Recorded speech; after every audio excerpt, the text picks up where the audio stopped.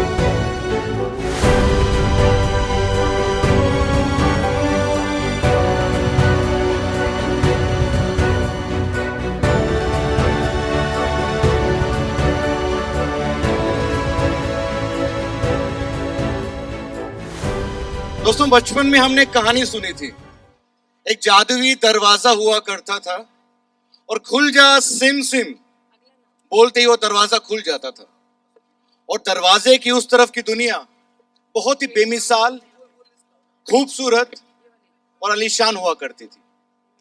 लेकिन ऐसा ही दरवाजा यानी कि गेट इंजीनियर्स के लिए भी बना है, और जाहिर सी बात है ये गेट खुल जा सिम सिम बोलने से नहीं, लेकिन प्रतिष्ठा, मेहनत और अनुशासन से खुलता है, राइट?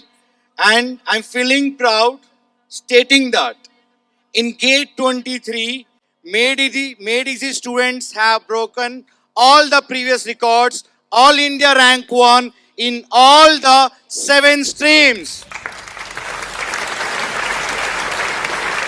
Thank you. मुझे लग रहा है कि ES वालों के लिए तालियां ज्यादा बज रही थी या फिर गेट वालों के लिए. आई थिंक मुझे लगता है कि अब Can we have some noise from gate toppers? Gate wala group. So I was telling all India ranks, right? All India rank 1 in all the 7 major streams. अगर top 10 की बात करें, 66 selections in top 10, 111 selections in top 20, and counting to 406 selections in top 100. And ladies and gentlemen, this wonderful performance deserves huge round of applause from the bottom of your heart. आइए, जब इतनी तारीफ कर ही दी है तो एक एक करके हम उन सभी चेहरों से मिले. तो मैं चाहूंगी to present the honour, I would like to call again on stage mister BS Bassi sir. मैं चाहूंगी सर ये जिम्मेदारी में आप हमारा ज़रूर साथ दें. साथ ही साथ मैं बी सिंह सर को इनवाइट करना चाहूँगी, ज्योति मैम को इनवाइट करना चाहूँगी. और मेरा रिक्वेस्ट है बी सिंह सर से, सर मैं मानती हूँ कि आप स्टेज के उस पार ज़्यादा पाए जाते हैं, बट प्लीज़ कोशिश करिएगा कि थोड़ा स्टेज के पास बने रहे, क्योंकि हम आपको बहुत जल्दी जल्दी ऑन स्टेज हर बार बुलाएंगे. और ये आई थिंक स्टूडेंट्स के लिए भी बहुत ही गर्व की बात होगी. और साथ ही साथ मुझे ये बताते हुए बहुत खुशी हो रही है कि मैं ऑन स्टेज बुलाना चाहूँगी मिस्टर AP सिंह सर को भी. मैं चाहूंगी सर प्लीज आप भी ऑन स्टेज आके ज्वाइन करें. AP Singh sir, can we have you on stage please? Yes. Okay. Also I would like to request Mr. KP Fabian sir to please join us on stage. And of course Mr. Alankar Jha. मैं चाहूंगी कि sir आप भी मंच पर आएं और हमारे स्टूडेंट्स को, उनकी मेहनत को, उनके रिकग्निशन को आइए मिलके एक साथ एक परिवार बन के बांटें. एक बार दोबारा से जोरदार तालियां हो जाए, क्योंकि ऑन स्टेज जो डिग्निटरीज हमारे मौजूद हैं.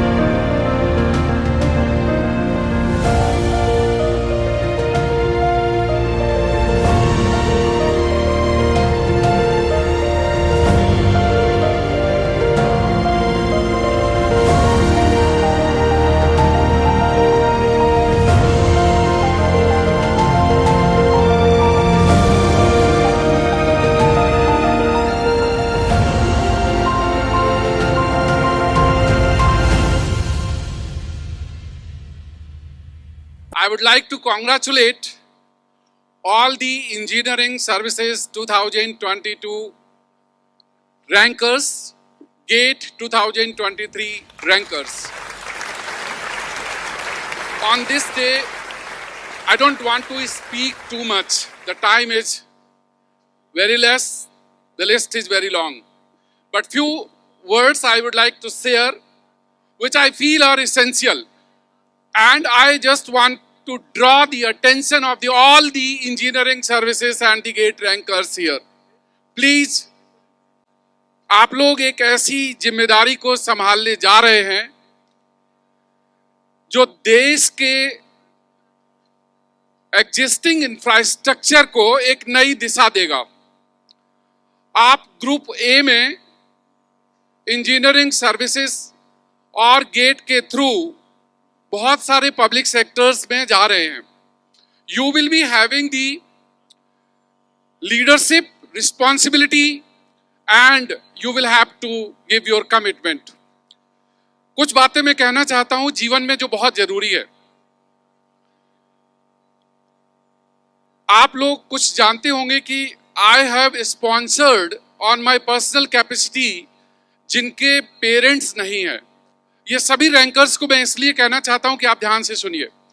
अगर आपकी फ्रेंड सर्किल में, आपके जान पहचान में कोई ऐसा बच्चा है जिसके पेरेंट्स नहीं हैं और वो इंजीनियरिंग सर्विसेज गेट या सिविल सेवा परीक्षा की तैयारी करना चाहता है, I have taken this responsibility to sponsor 100% and teach that child with 100% sponsorship. दूसरी बात मैं कहना चाहता हूं, you will be joining your job. आप अच्छी अच्छी पोजीशंस पर पहुंचेंगे। आपसे लोग सजेशन लेने आएंगे, कई बार आपसे गाइडेंस लेने आएंगे और आपसे पूछेंगे भी कि हम कहाँ जाएं, कैसे पढ़ें। और उनमें से कुछ ऐसे होंगे जो इकोनॉमिकली बहुत वीक हैं, जो अफोर्ड नहीं कर सकते। मेरी गुजारिश है कि हम मिल करके इस काम को निभाएं।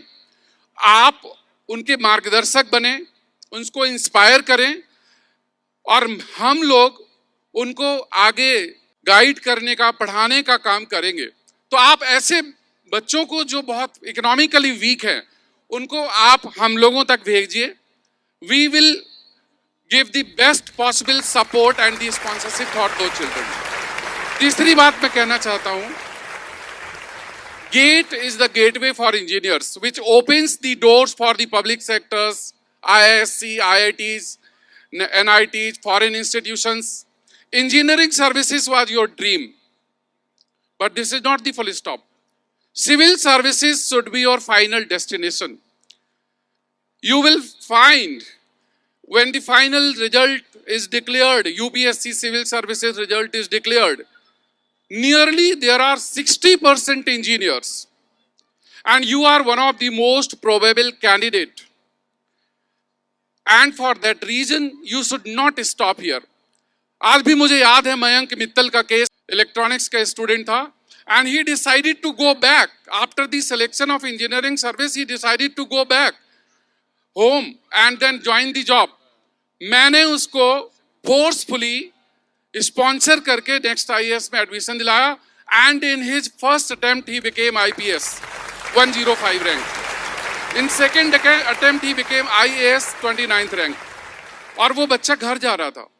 आई just want to assure you कि आपको घर नहीं जाना है, आपको IAS बनना है, IPS बनना है, IRS बनना है।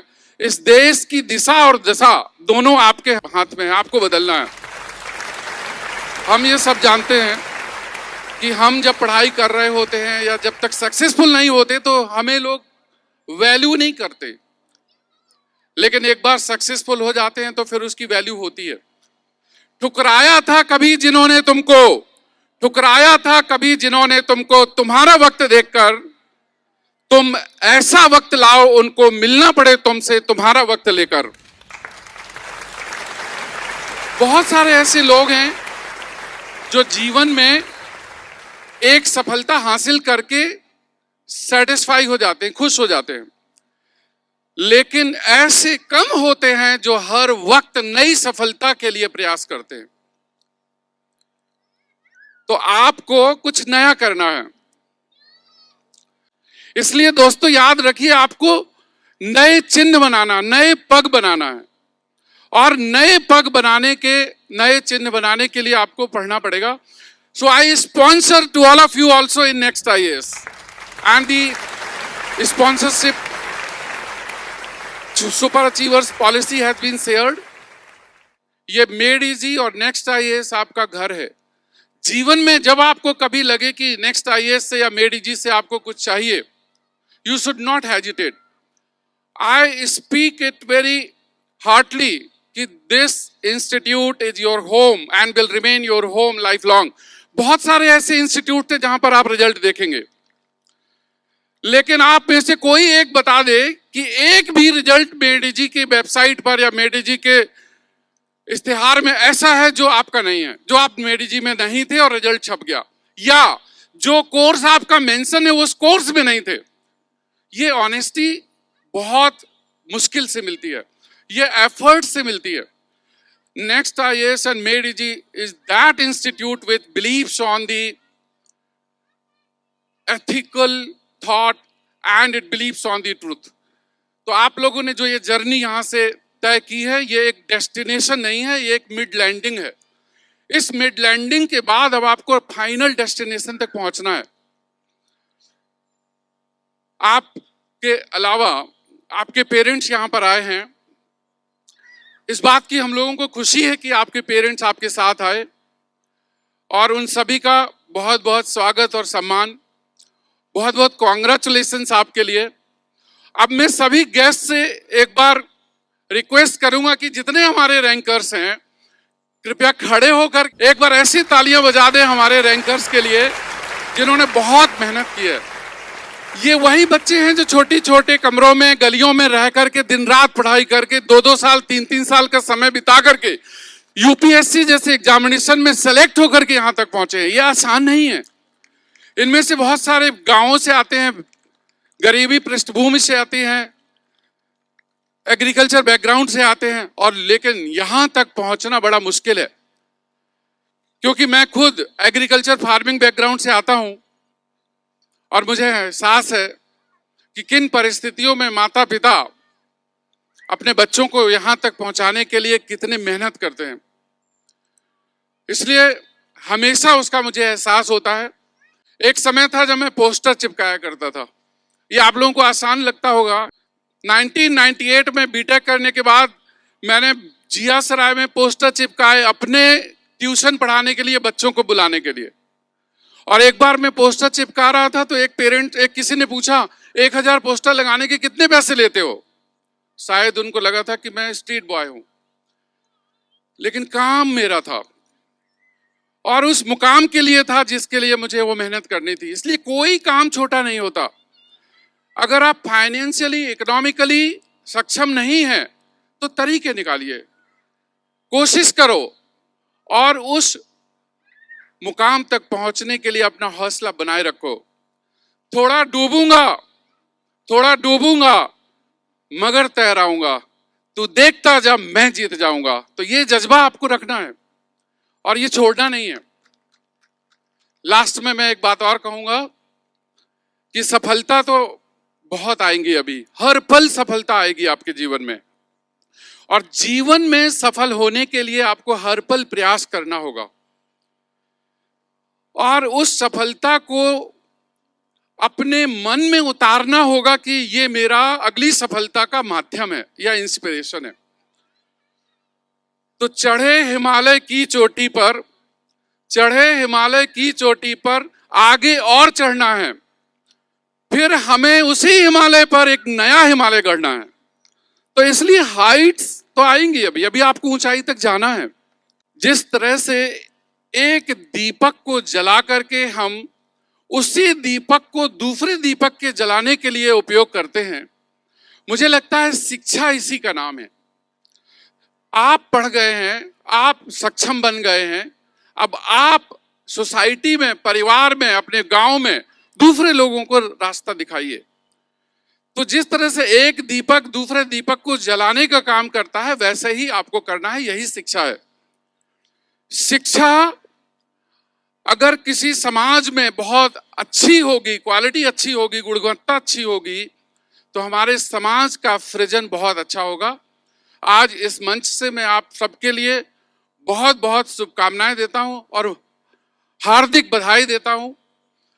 And for your whole life, I wish you achieve many more heights, be successful. Many congratulations to you. Many congratulations to your parents. And I will never forget to acknowledge the hard work of my teachers, the institute pillars, the great teachers of the MEDG, Next IAS. ये दोनों institute अपने आप में मिसाल हैं और लोग बिना कुछ सोचे सीधे यहाँ आने का फैसला मन में ले लेते हैं। ये हमारे टीचर्स के हार्डवर्क का, उनकी टीचिंग की क्वालिटी का नतीजा है। हमारे मेडीजी के स्टाफ के सभी एम्प्लॉइज, जितने भी हमारे एम्प्लॉइज हैं, housekeeper, office boys, guards, academic staff, management staff, सभी को बहुत बहुत धन्यवाद। Because of your commitment and the continuous efforts in last 2 decades, this institute has reached at this level. And now I will thank to all the senior dignitaries who have come here and they have found the time from their busy schedule and they have blessed not only to the institutes and the students but to us also. I feel blessed that all the great dignitaries, Bassi sir, Rangan Datta sir, Fabian sir, then Upadhyay ji, Prempal Sharma ji, and all they are guiding not only to the students but to us also. So this is the learning phase. We always keep on learning. So thank you very much and wish you all the best. Thank you very much.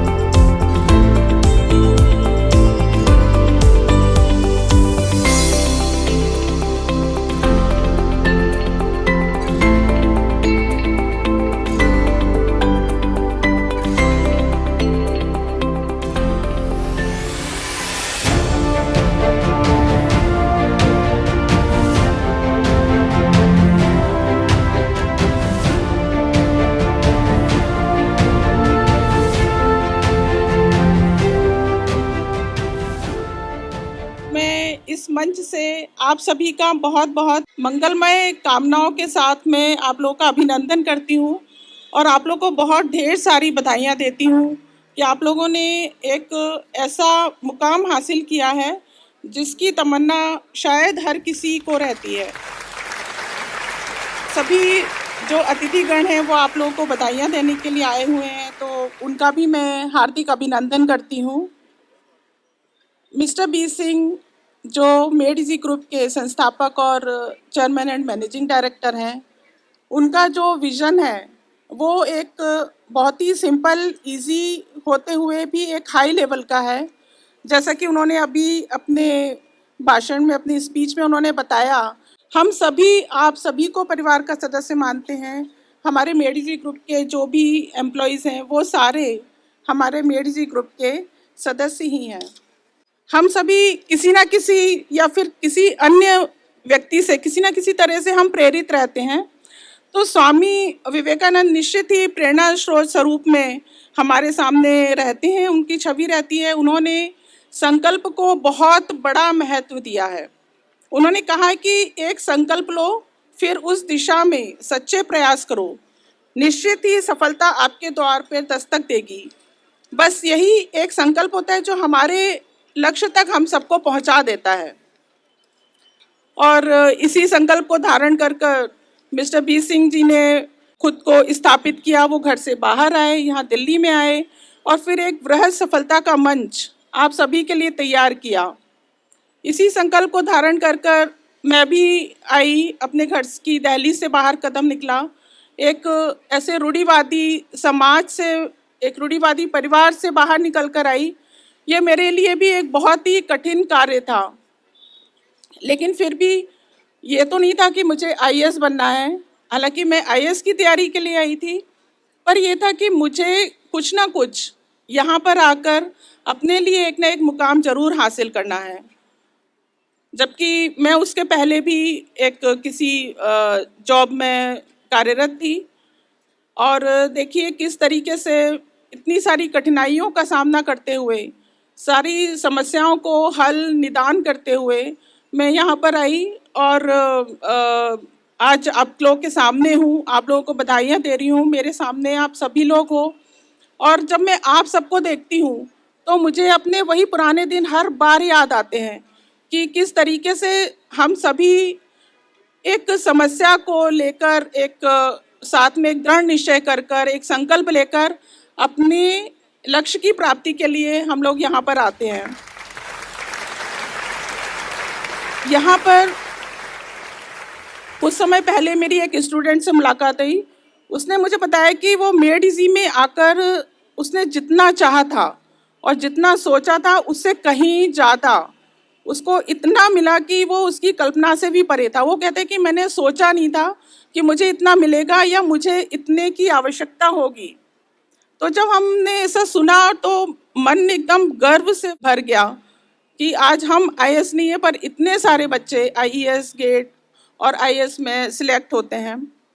तो संकल्प, प्रयास और सिद्धि एक ही वृक्ष के फल हैं। इस जग में सफलता पाने का कोई भी शॉर्टकट नहीं है और मेहनत का कोई विकल्प नहीं है। अभी तो आप सबने एक पड़ाव पार किया है, अभी अगला पड़ाव भी चुनौतियों से भरा हुआ है। आपके माता पिता की और हम सभी की बड़ी उम्मीदें आप लोगों से जुड़ी हुई हैं और वो ये कि अब इस जग को रोशन करने का समय आया है। इस जग को रोशनी देने के लिए सूरज को तपना ही पड़ता है। इस देश को उन्नति दिलाने के लिए प्रयास, विनम्रता और उचित कर्म का संकल्प लेना ही पड़ता है। हमें आप सब लोगों से बहुत सारी उम्मीदें हैं और मेरा पूरा विश्वास है कि जो इंजीनियर्स होते हैं उनके लिए कुछ भी असंभव नहीं होता या मुश्किल नहीं होता। ख़ास तौर से जब मैंने 3 इडियट्स मूवी देखी तो मुझे और भी विश्वास हो गया कि इंजीनियर्स वास्तव में सब कुछ कर सकते हैं। और जब मैं मेडिजी में देखती हूँ तो इतने सारे इंजीनियर्स हैं जो सभी तरह के कार्य आराम से कर पाते हैं। चाहे ऑफिस के काम लीजिए, चाहे स्टेज को संभालने का काम लीजिए।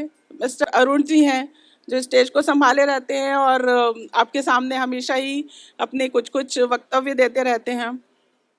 तो और जो आप लोग हो, युवा वर्ग है, ये भी आप सब भी हमारे प्रेरणा स्रोत होते हो।